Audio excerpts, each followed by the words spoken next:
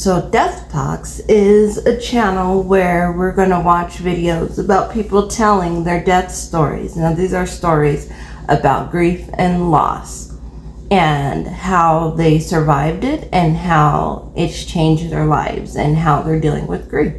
So this one is from Tyler Hall. It's called The Roller Coaster Podcast, and I have not watched it yet. So let's get into it. It was April 11th of 2025 that was our first date. I didn't believe in love at first sight until I opened that door on April 11th. We ended up being married for 3 months and 3 days. That's how long we got to be married for. And just thinking back on it now, it was a perfect marriage. And I checked Dallon's location and it was in the middle of the Payette River. My life kind of imploded in about 10 seconds. And I just was bawling, and I asked him, I said, "Is he gone?" And he said, "Yeah, Gracie, your husband's gone."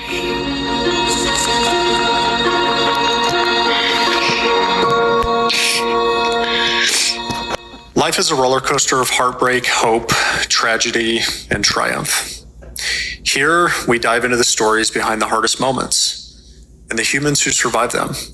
Welcome to the Roller Coaster Podcast. My name is Tyler Hall. This community has just exploded, and I want to create a way to bring us all together, regardless of where you're at in the world or where you may live. That's why I created Day by Day Apparel. Every piece of Day by Day Apparel is a reminder that we get through life one day at a time. And if you decide to pick something up, it genuinely helps support the podcast. Click the link in the pinned comment below. Now let's jump into the episode. Thank you. Gracie Laufenberg. Yep. Welcome to the Roller Coaster Podcast. Thank you for having me. I appreciate you being here. You had an experience very recently, 10 weeks ago, that would totally... Wow, only 10 weeks ago, and she's on a podcast telling her story. That's incredible. This is definitely going to be very insightful. I appreciate how fresh her feelings of grief are at this moment. So I do believe that we are definitely going to learn something from this video. Change your life, and we're going to talk about that today. And I appreciate just your willingness and your courage so soon after this experience that you had to come on and share this. And so just to start, what would be useful to know about you and your life and your relationship with Dallon, your husband, leading up to January 27th of 2026? Let me first start off with, I have grown up very strong in my faith and in the church my whole life, and I'm from Utah, so family is a big deal. That's what everyone just loves families, and that's something that I've always strived to be ready for when it was coming my way. So my whole life I was praying that I would meet someone someday that was just ready to have a family, ready to do all the things in life and make life fun. And me and Dallon, we first met on Mutual about 3.5 years ago. So I was down in Ogden at the Ogden City Temple, and Dallon had been flying back from, I think, actually Arizona. He was flying back from Arizona, and he got stuck in Ogden at the airport in Ogden because of weather. And so he found me on Mutual that night, and we matched, and we figured out that we both had a picture of the Ogden City Temple on that same night, all those years ago when we finally reconnected. We messaged for a while after that, and it was about 6 months we messaged, and then we kind of fell apart for a minute just because he was doing flight school, I was doing school back in Rexburg, and it was just it was distance really, so it was just something we weren't ready for at the time. But we kept following each other on Instagram and just kind of kept tabs on each other. And then it wasn't until March 19th, my birthday of 2025, that Dallon reached out to me again, and he said, "Gracie, I really want to take you on a date. Can I come up? I'll fly up and take you on a date." And so it was April 11th of 2025 that was our first date. And I didn't really believe in this, sorry.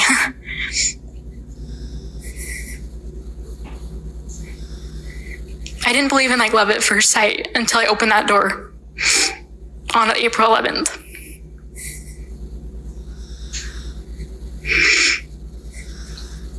He was the best thing that ever happened to me. He treated me like every man should treat any woman, just with complete respect and kindness. And he was so fun to be around. He wanted to take care of every part of my life, and I for him too. And it pretty much started April 11th that we just became best friends. Wow. Isn't that incredible? Isn't that like every woman's fantasy? That they open the door and there's a man of your dreams and he's here to do everything you want to do and he wants to lock in with you and create this life. I mean, wow, that's incredible. It's very quickly.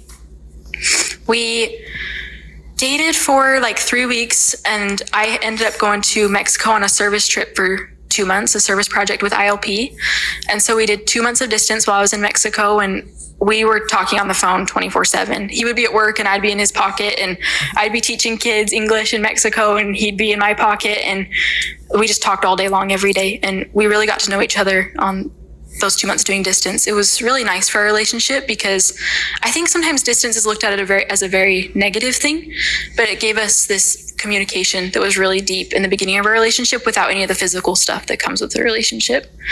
But I do think that she was onto something there. I do think that couples who are physically apart because of distance, that they end up having a stronger connection, and that's because of the communication, because you're not there physically, so you're not getting distracted by all your temptations and your lustful feelings, and the only way to connect is verbally. So it kind of forces this deeper connection that doesn't necessarily happen when couples are together physically because of all the distraction that keeps you from connecting verbally. Got back at the end of June of 2025, and me and Dallin, things moved very quickly with us, which was really shocking for my family and his family, because neither of us were like that. We weren't those kind of people that would talk about getting married to someone like a couple months after meeting them, but we both were. We just knew that's how things were going to end up. So I think we had been dating for 2 weeks when Dallin told me he loved me. And that was actually at the Logan airport. We had been flying and we landed and we were walking back to the terminal, and he looks over at me and he says, "Gracie, I love you." And I was so scared. I was so scared because I had just met this guy and I wanted to say it back, but I said, Dallin, I want to do this the right way. And I said, I need to go to the temple first. So I was like, I need to go to the temple first. And he scheduled a temple trip the next day. So we went to the temple, and I just got this confirmation that I knew that he was my person and that I loved him. And so we drove up to Manaway, and I went up drove on this little trail up Manaway, and I told him that I loved him for the first time, and he cried. It was really special. It's really special. But fast forward a little bit, we just... Those moments are so important. And so many people just gloss over them because it wasn't some big extravagant thing where you can post about it on Instagram and show everybody this big thing that happened. But those intimate moments, those little quiet moments, when you can feel something in between the two of you change, those are the moments that last forever. No matter what happens, she's always going to remember that.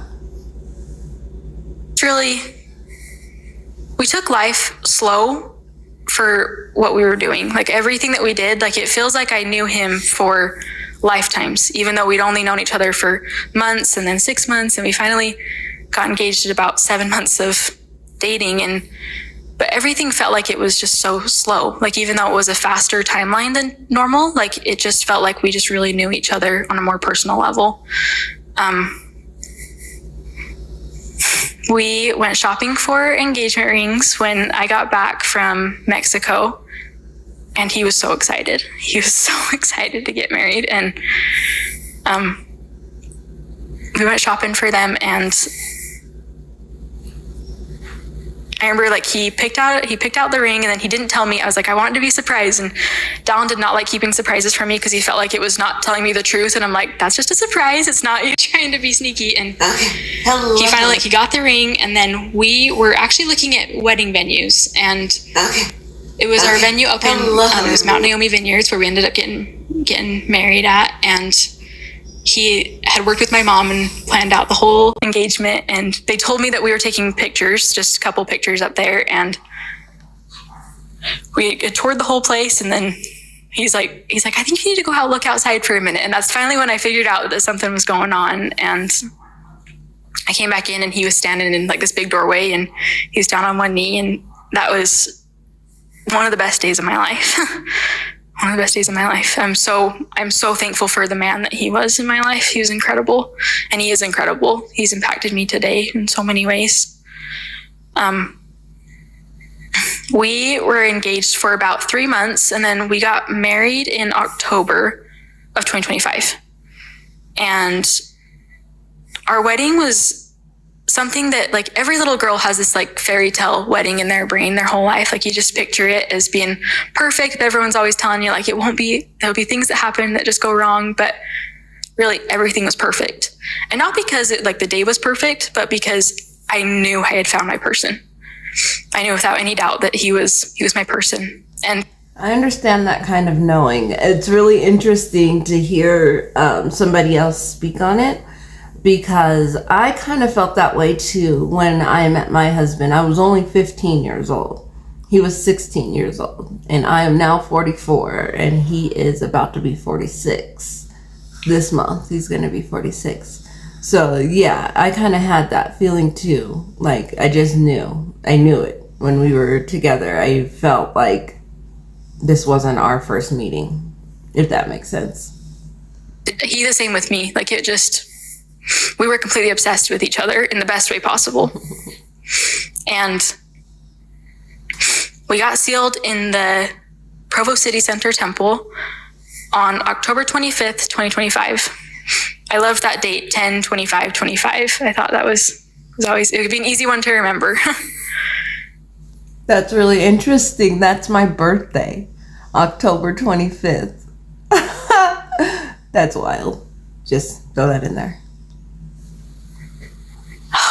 Our first week of being married, month of being married, 2 months being married, and we ended up being married for 3 months and 3 days. That's how long we got to be married for. And 33.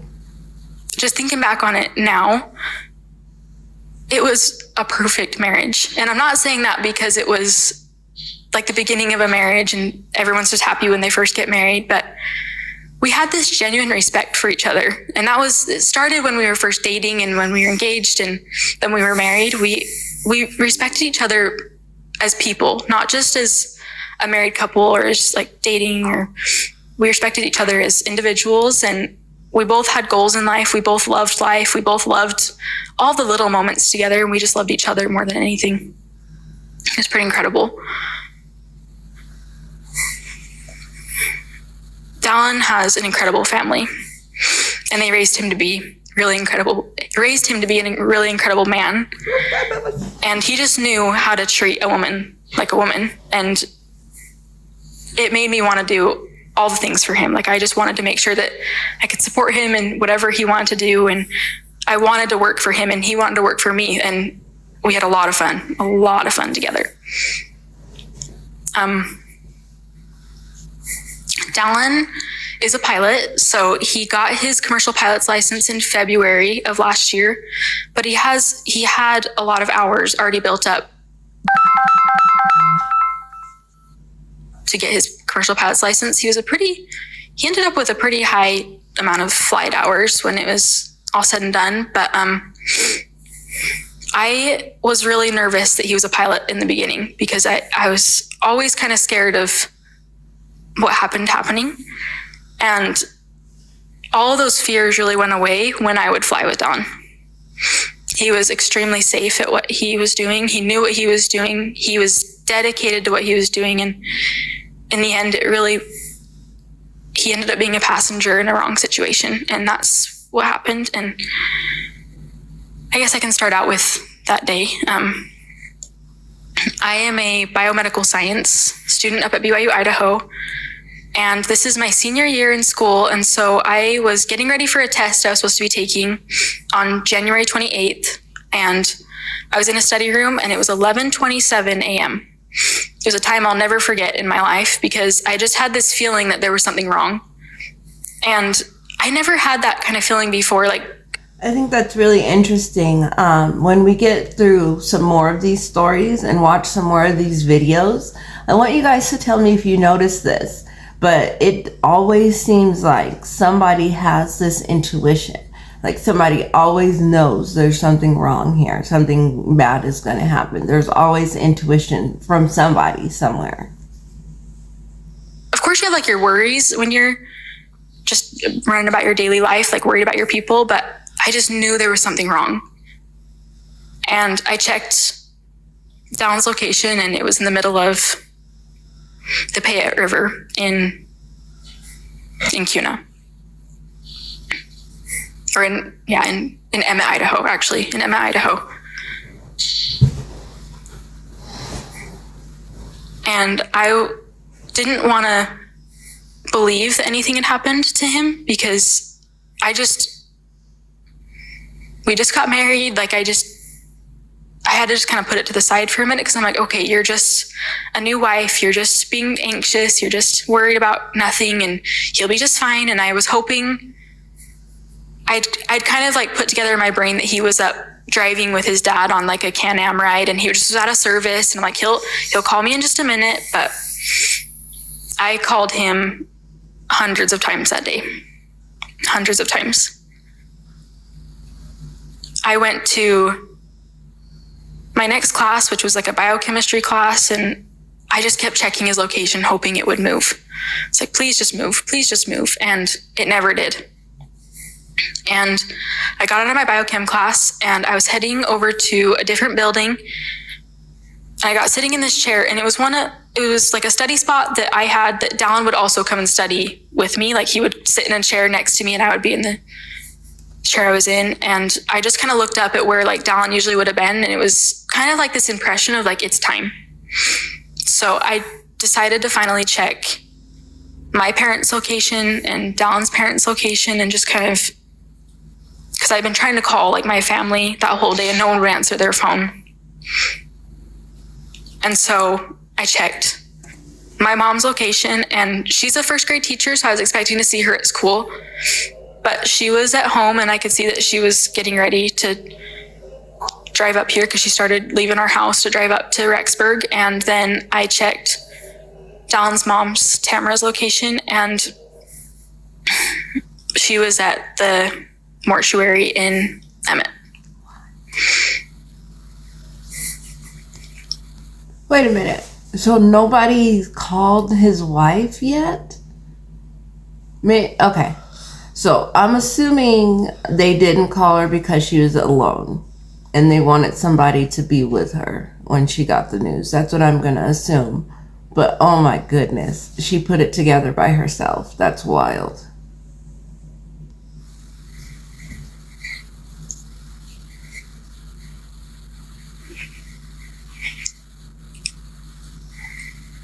My life kind of imploded in about 10 seconds.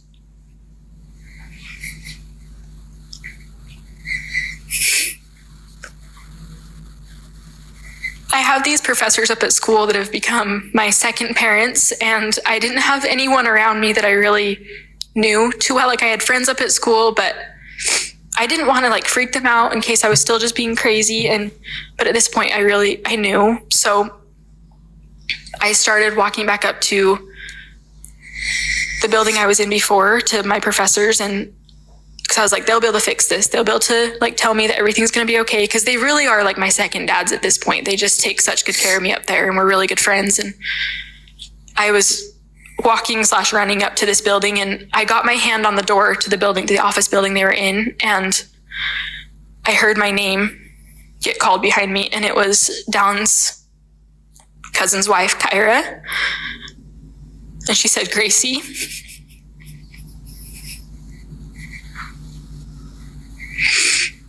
And then Dallon's cousin, he wrapped me up in his arms and he just said, and I just was bawling, and I asked him, I said, is he gone? And he said, yeah, Gracie, your husband's gone.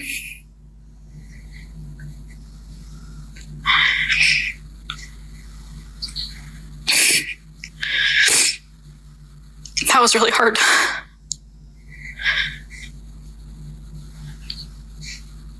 Engagement, and they told me that we were taking pictures. I just remember like screaming. And it was like something that I couldn't even control, that just my whole world it just ended.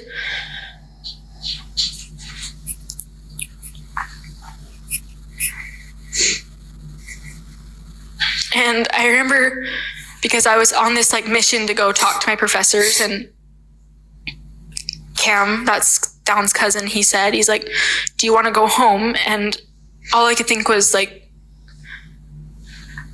I was going to meet with my professor, like, he'll fix this, they can fix this, because my brain was just trying to figure out ways to get through this. And I ended up taking Cam up with me, and we met in his office, in my professor's office, and my professor just sat there and talked with me until my parents were able to come to school. And Don's mom, Tamara, called me, and she's like, Gracie, he's gone. And I said, Tammy, I know.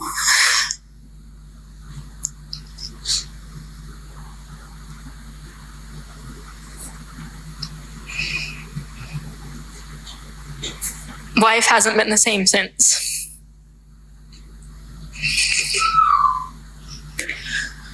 We drove up to my parents. They picked me up, and I mean, I think it's any parent's worst nightmare that your kid has anything hard to them ever happen. And they picked me up, and everyone is just in complete shock, because your body doesn't know how to handle. You're not programmed to do that kind of stuff. You're just not. Brains don't know what to do in that kind of a situation. And they took me to my apartment, and we gathered up clothes, like in suits for my husband, and all this stuff of my husband's, and pictures of him. And it just all felt so unreal. I'm like, just wake up. Just wake up. There's no way that this is my life. Just wake up. But it was real. It was real. And I understand that feeling.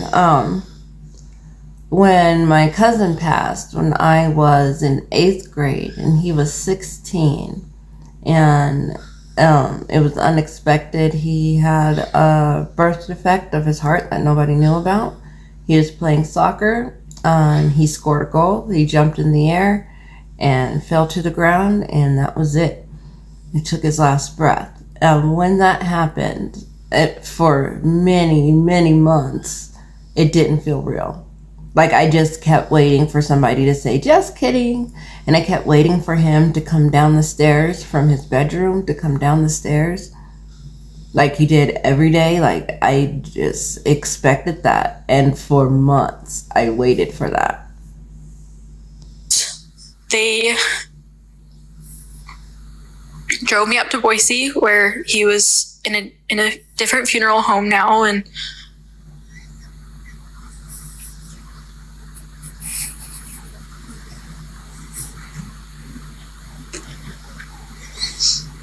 I got to see my husband.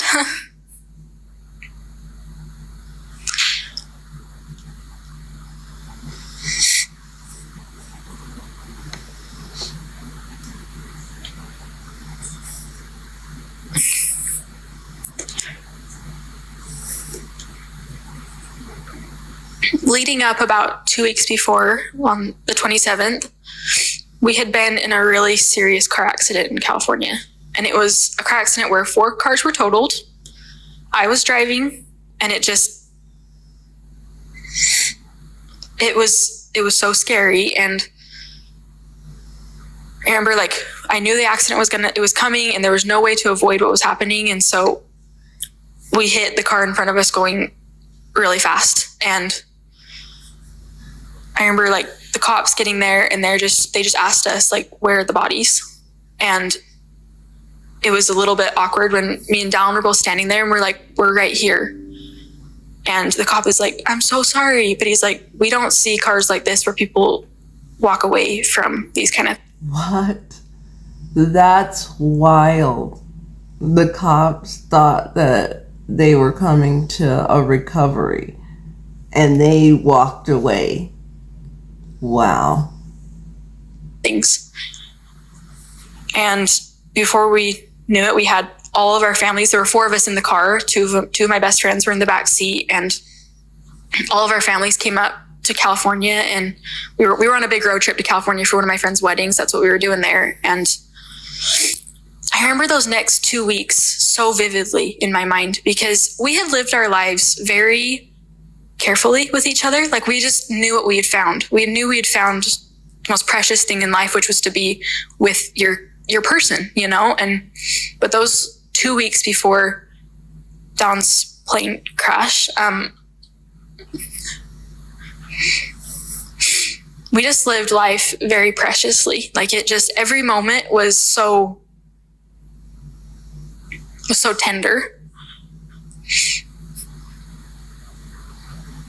We got back home from California, and our motto after California was, we're moving, because we decided that life is too short and it's time for us to just start living life to the fullest. Like, because we just got married and we were just kind of in the... Wow. Isn't that incredible? That's amazing that only a few weeks before losing her husband, they realize how important it is to live life and to be present, and how every single moment that you have is so precious. And just to be grateful, that's all you can do, is appreciate it and be grateful. Be grateful that you're awake and that your kids are safe and they're with you and they're healthy and they're happy. Like, be grateful and be present. That is such a huge lesson. New married phase, and we're like, it's time for us to start putting our time into our career, putting our time into what we want to do with life. And Don was a pilot. He loved the skies. That was his passion in life. He loved it more than anything, and besides me and his family and his people, but he loved it. And so he had been in Boise the week before, and he was getting his plane ready, and he had to get like, a plane has to get an annual done every year just to make sure its maintenance is up to check and everything's good with the plane. And that's what he was doing in Boise flying, was getting the plane ready so that we could work on getting hours for him to get to the airlines. I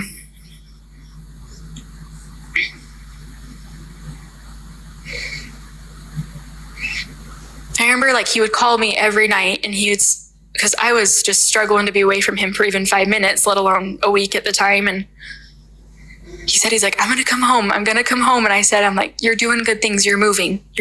And that's a good thing.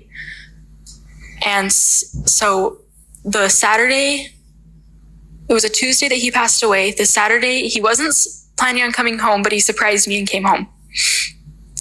And that Saturday, I should have been studying, but really, I just was so excited to have my husband home. So we spent all day together. We went on a date that night and went to church the next Sunday. And Sunday was such a peaceful day in our apartment up in Rexburg. It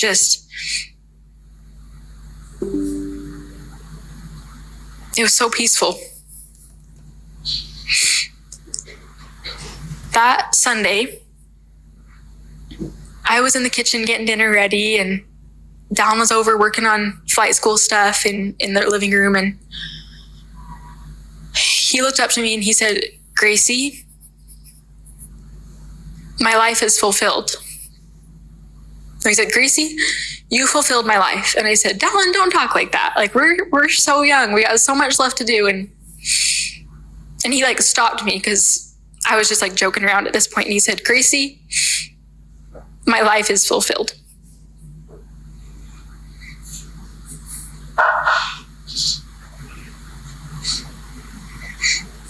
I think that something inside of...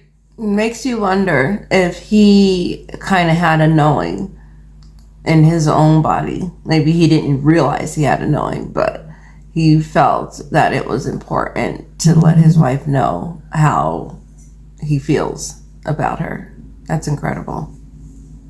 Dallin knew what was coming before it happened. Yeah, that's what I thought.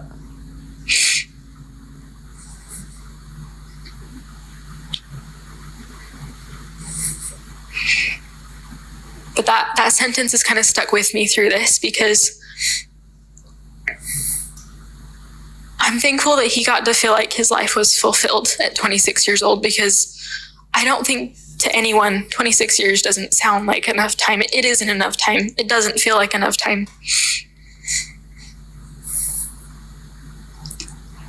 Our very last phone call was at 10:31 a.m. on Tuesday, January 27th. My whole world was... Dallin called me and I could hear a plane in the background, and he's like, I'm up in Emmett, I'm going for a flight. And I said, okay. And I was actually in a study session at the time. So I was like, I usually don't answer my phone, but I just did because I always answer my phone for Dal. And I just said, I'm like, are you having fun? And he said, yeah, I'm having a lot of fun. I said, okay. I'm like, I'm studying, I gotta go. And he's like, I love you. And I said, I love you, Dal. I'm like, have fun and be so safe.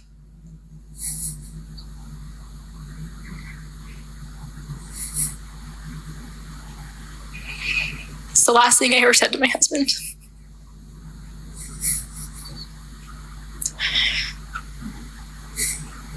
I figured it out at 2:21 p.m. on Tuesday. That's when I was getting ready for my next class, when I was sitting there, and I called him. He didn't answer again, but I had called him like 30 times that day, but I knew. I just was trying, just like, please just pick up the phone.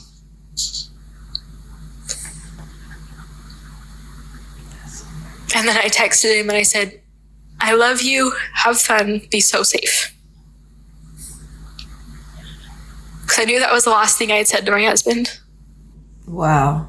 I mean, to lose somebody that way is so hard.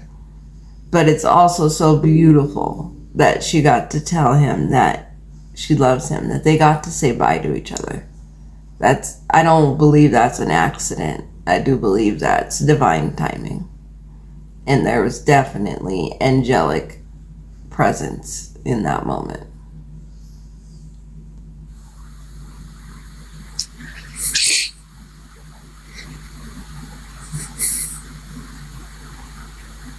I knew he was already gone, but there's just a part of you that just hopes it's not real.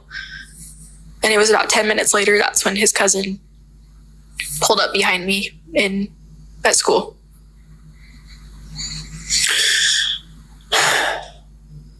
Well, again, I think it's. I think one of the greatest lessons that we're going to learn here today is just about your courage and your strength. It's like to be sitting here 10 weeks after your husband dies in a tragic plane accident is like unlike anything I've ever seen before. And the fact that you can like share that story and like keep a sentence together and like it's pretty amazing. I feel like I jump around a lot in my conversation now, but people keep telling me, they're like, you're just so strong. But there's just a point when you don't really have a choice. Because my choice got taken away from me on January 27th of what my life would look like. Because I had chosen to get married young, and I had chosen to go to school, and just I had so many plans for life that just ended that day. And so now, like, a couple days after everything had happened, I just kind of sat there and I'm like, what does my life look like now? Yeah. What does my future look like now? Yeah. I mean, gosh, I can't even imagine that. You have all these ideas and projections and goals, and you found your forever person, and you guys are going to do life. I mean, they're in their 20s. They're so young. And then just in 10 minutes, everything changes. That's incredible. And to be honest, I don't have all of the answers right now, and I probably won't for a very long time, but that's okay. Mm-hmm. That's okay. Yeah. Yeah, I do want you to know that you're going to continue to hear that. You're going to continue to hear people say that you're strong. But I hope that doesn't diminish the weight of what that means. Yeah. It's like you really are. I appreciate it. I've sat in front of 170 people tell similar stories, and I've never experienced somebody in this way. I appreciate it. Yeah. And you do have a choice. And I have seen, and I understand why, but I've seen people not be able to recover from things like this for a long time. And so I just marvel at it. And I think it's probably a gift that's divine that you've been given to have this kind of strength, and that's going to really serve you in your life. I think that like my whole life, which Dallin was this exact same way, like we were just happy people. Like every day I've just been happy. Like my life growing up, even if I had a bad day, I liked being happy, it's better that way. Yeah, it's better that way. It's easier that way. And being happy is a choice. And that's something that even in these days, there are a lot of bad days right now, a lot of bad days, but I am finding small pieces of joy that in really simple things, and it's kind of going, it feels like you're going backwards a few steps, but I know that every step I take is just something that's only getting me closer to being back with him one day again. Yeah. For people who didn't know Dallin or who never got to meet him, like, how would you describe him to a stranger? I've spent so much time talking about Dallin in the last 10 weeks. I was talking about him when I started dating him. I was completely obsessed with him. And Dallin was just one of those people that they don't seem real. Like they're one of those, like someone that walks in the room and everyone is happy when they walk in the room. And everyone feels comfortable when they walk in the room. He loved life, like more than anyone that I knew. And he was such a hard worker and he didn't take the small stuff for granted. Like he really, such a strong person and just had. It sounds like they both live their lives very present, very in the moment. Like, this is what it is. These are my cards and I'm going to make the best of them regardless of what they look like. Sounds like they both kind of approached life that way. And that's probably why she's able to sit here and tell this story 10 weeks later, because she has always approached life that way. It's an awesome, awesome, awesome way to approach life. And I'm definitely going to attempt to follow in her footsteps and approach my life that way. Be very present. So much in life that was going for him and chose to use it to help people, to be kind, to be honest, to be nice. I have never, the entire time that I knew Dallin, he couldn't lie to me. Like he couldn't tell a single lie to anyone, to anything. Like he wore his heart on his sleeve, and he's someone that I look up to so much right now. And I hope that one day, like I can be just like him. I know that everyone in his family, like we all just loved him. We needed him. We appreciated the person that he is and that he was. And he just knew how to make people feel like people. He didn't care what anyone looked like or what you had going on. He just liked that people were people, and he loved being a part of everyone's life. Yeah. You also occur for me as like a very smart person, just like a logical, rational thinker. I'm curious, but also like you have a big heart and a big soul. And so I'm curious, like what is connected for you in the last 10 weeks? Do you feel like is this part of God's plan? Is this divine? Was he supposed to go on that day? What does this all mean? Like, has anything connected for you in the last 10 weeks? I love learning. I always have. I've loved gaining education. I've loved being at school. And I really have to owe a lot of my faith and what I believe in to my school, BYU Idaho, because I'm around these professors every day who have been through really hard things, been through big life challenges, and they still believe in God. They still trust that there's a plan for them. They still trust that it's going to be okay. And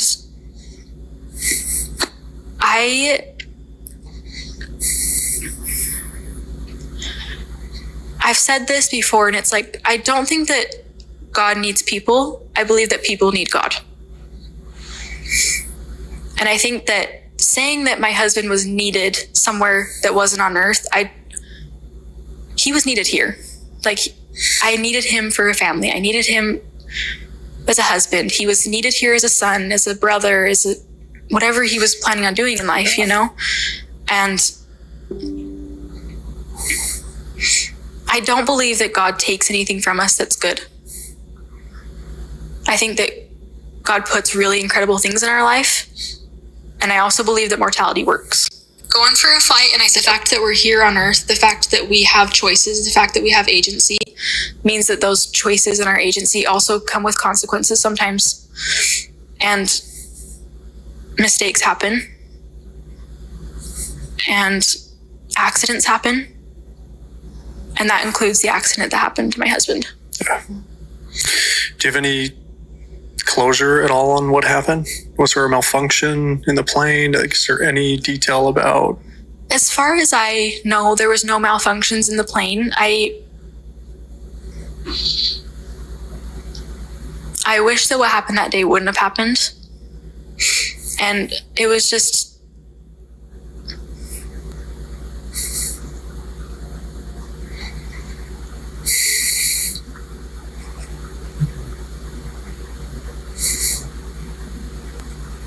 my husband was truly just a passenger in that plane.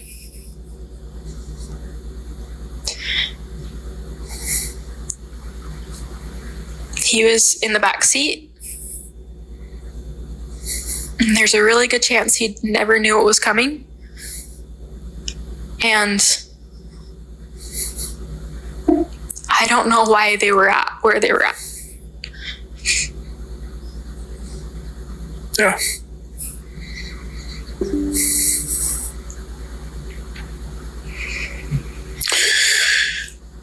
You talked about, it's clear that you're doing the best that you can to sort of handle this and as positively as you can, but also you have bad days, you have bad moments. Like, what does that look like for you when these bad days creep up, or bad thoughts, or and what do you do to overcome these things? I'm so thankful for my family that's helped me with all this, but it's been a big roller coaster since this all happened. It's been a lot of moments where you're living minute to minute, and a couple moments where you're living 5 minutes to 5 minutes, and then 30 minutes to 30 minutes. Then maybe you can plan tomorrow. Yeah. But I think that's part of being really present too in life, is not worrying about what's going to happen in the next hour or the next day. Just being present in the moment. Like she said, getting through minute to minute. Just, I'm okay right now. I'll be okay for the next 5 minutes. Like, let's just focus on that. And that's as far as we go until your body and your spirit can hold more. I think as humans, we tend to push ourselves instead of listening to our bodies and being in touch with our spirit and our feelings and the knowing that we have. We second guess it, we question it, and we allow our thoughts to control our bodies instead of our bodies controlling our thoughts, in a sense. it's just kind of taking it 1 second at a time. And sometimes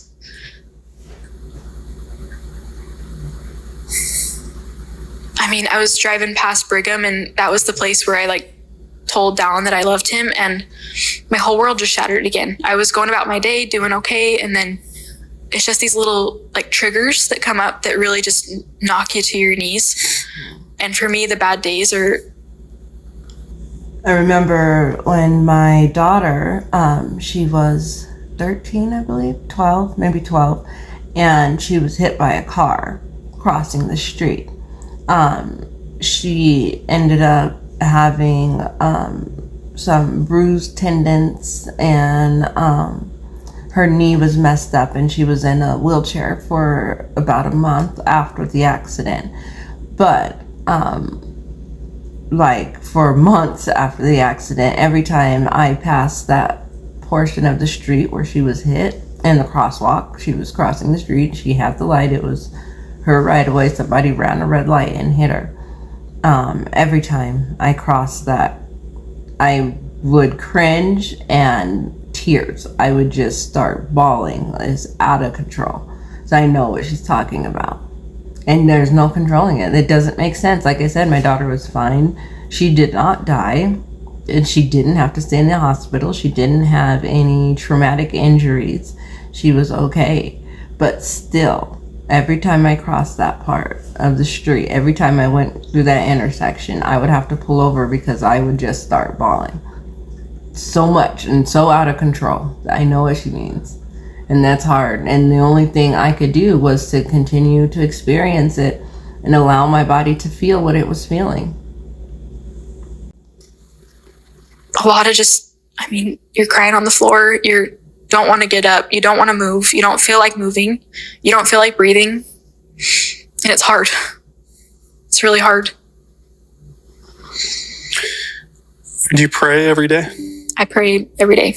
Probably a lot every day. I have prayed my whole life, and I've never prayed quite like I have since this accident. What does a prayer look like these days? What do you say? A prayer for me these days is asking for understanding, for hope, for peace, for comfort. But my prayers these days, I pray a lot that my husband is okay. I pray that he still gets to be happy.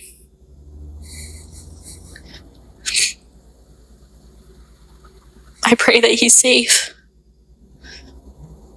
and that he knows that he's loved beyond anything, really. I pray for my family who's still here, that they can find peace and comfort, and I just keep praying for this knowledge that we will be together again one day. And I've received so many answers to that I know that I will see my husband again.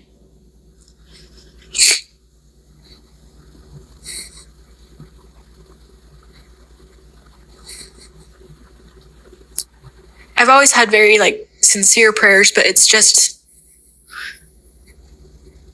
I feel like my relationship with my Heavenly Father and with Christ have just grown exponentially, because now I trust them with everything. I trust them with my family. I trust them with my husband, with the plan for what my life looks like now.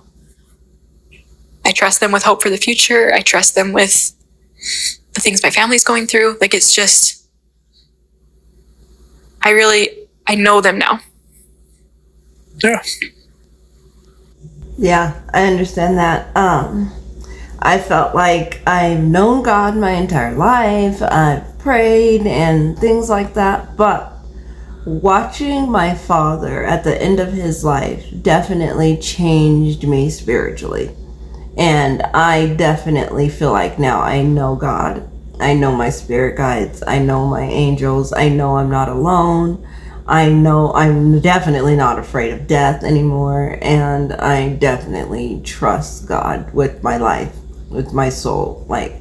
I am guided by him, her, they, whatever you want to call it, source, God, whatever. I'm guided by them, and I trust that.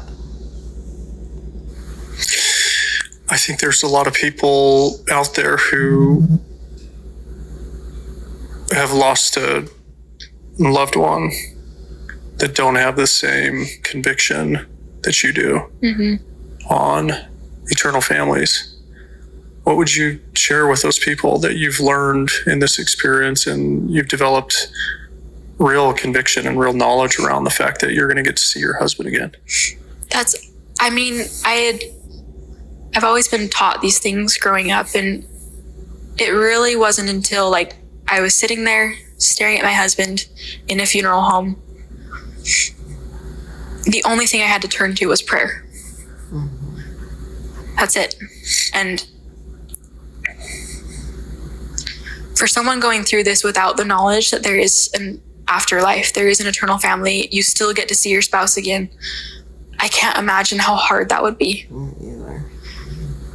Because for me, my view on life is that this life is temporary.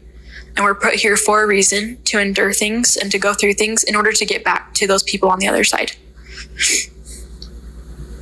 I know that I have found so much comfort in prayer, in scriptures, in going to church, in going to the temple, in talking to people that have lost, even people that aren't necessarily like, they don't believe that there is an afterlife. Like, even just talking to them about loss has helped me to just know that. And again, that's why I'm creating this channel, because I believe that talking about it, like having a safe place to just sit and tell your story, get it all out, get it out of your head and out of your body, that is healing.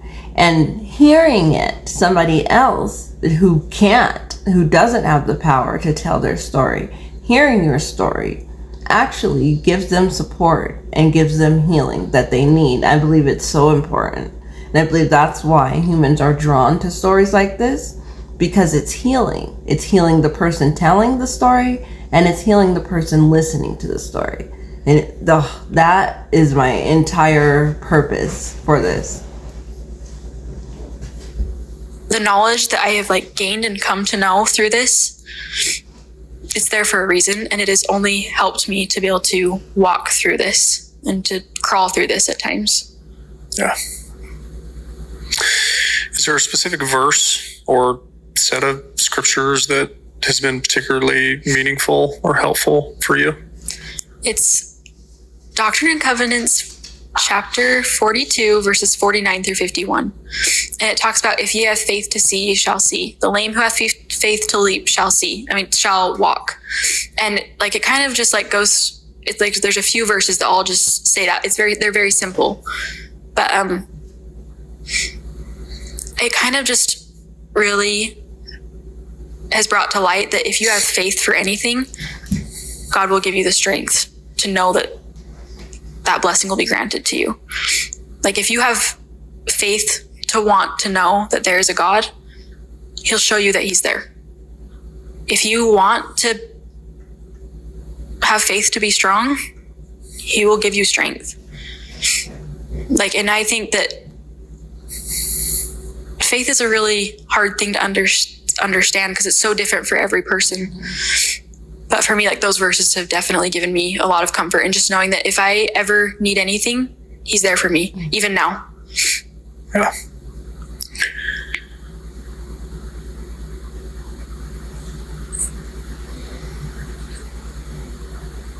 I think, when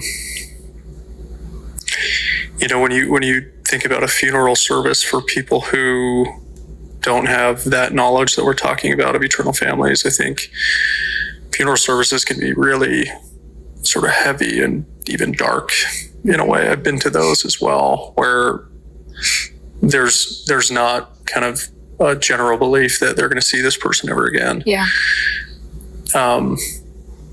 In certain Christian denominations like ours, we do have that belief. And so funeral services tend to look a little bit different, where it's more a celebration of life, and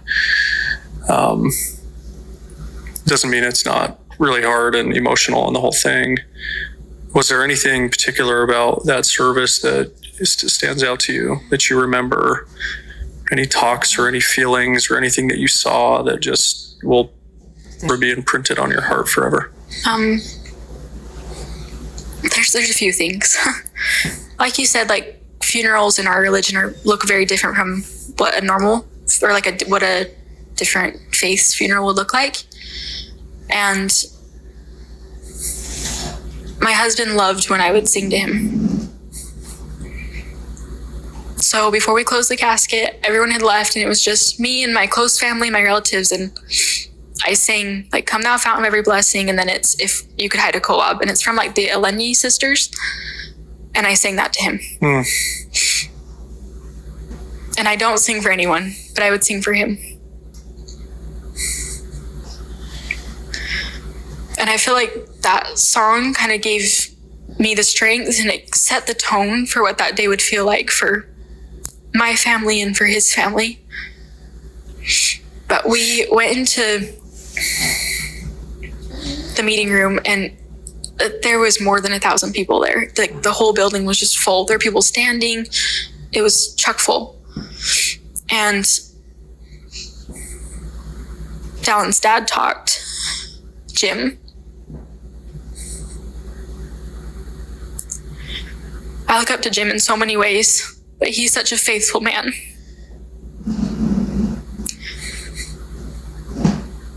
And to see my precious husband's dad up there talking about God, talking about his faith, Dallin had just passed away, and he still held strong to what he knew was true.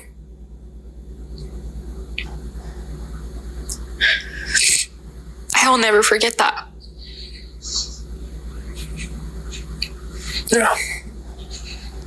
Wow, that's really powerful. This was a really, really good story. Thank you if you made it to the end of the video. I appreciate you being here. I appreciate your time. And also, if you wouldn't mind, please hit the like button. Please subscribe and please share. Thank you.